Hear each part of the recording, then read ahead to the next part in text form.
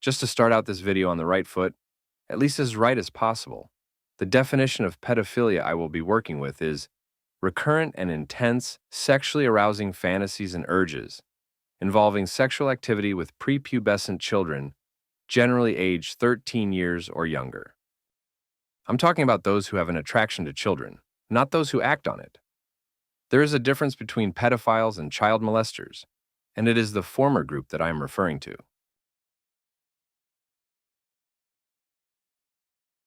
There are lots of theories as to what might cause pedophilia, such as brain injuries, low IQ, or childhood abuse. The main point is that pedophilia, like most things, is the result of a complex interplay of biology and experience, not some evil choice made in a vacuum. And while I have no interest in the exact causes, I will mention this. Contrary to what many people think, the fact is that many people know their sexuality even in childhood, from ages as early as 5 to 12 years old, and have attraction to other people of the same age. That means many people go through a kind of pedophile phase at some point in their lives. It's just that their attraction to children is only present when they are children themselves, and as they mature, their attractions mature with them.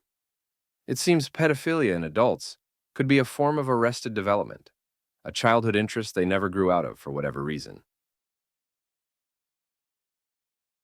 The major hurdle in having discussions about desires is the knee-jerk assumption that those who take the position that desires are unchosen or unchangeable, especially if they are rooted in nature, biology, evolution, are simultaneously taking the position that acting on said desires is morally permissible. However, this thinking fails for a few reasons. First, the simplest point is that there is nothing inherently good with what is considered natural. This quote perfectly summarizes it. Perhaps the most common misunderstanding of evolutionary theory, and the one most destructive to knowledge, is the naturalistic fallacy, the view that what ought to be is defined by what is, and especially what is natural. Many of sociobiology's early critics urged its rejection on the unsupportable ground that sociobiological explanations for undesirable traits excuse the perpetrators, because they were only doing what was natural. Second, why can't we have multiple biological desires? Perhaps nature has endowed us with instinct and inhibition, the desire for gratification and the ability to postpone it, baser needs and higher ones. Even if we agree that what is natural is good, what happens when competing desires are equally natural? Third, even if certain people have the biological desire to cause harm, what about their victim's biological desire to avoid harm? Again, even if we agree that what is natural is good, what happens when people's competing desires are equally natural? Basically, whatever combination of nature and nurture causes desires, our views of behavior don't need to soften. I don't believe pedophiles choose to be pedophiles, and I don't believe they can change. But this does not soften my view of child abuse even remotely. We can and should expect people to control harmful desires, regardless of whether they are based on biology or experience, passing or continuous.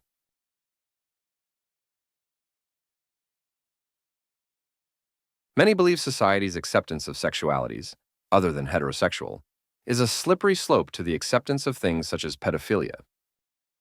This narrative seems to be that heterosexuals had good reasoning for their desires and behaviors. Then, the evil gays came along and warped society with their own born-that-way narrative, replacing people's good reasoning with faulty natural equals good logic that could be used to justify other, more harmful sexual practices. This, however, is false. The truth is that society always believed that which is natural was good. If you ask any heterosexual, at any point in human history, to justify their desires or behavior, they would 100% use words like nature, evolution, biology, or genetics. And this is exactly why the appeal to nature fallacy was used to gain acceptance for homosexuality, because it tapped into what people already thought. The gay rights movement did not invent this justification. They merely said it out loud first.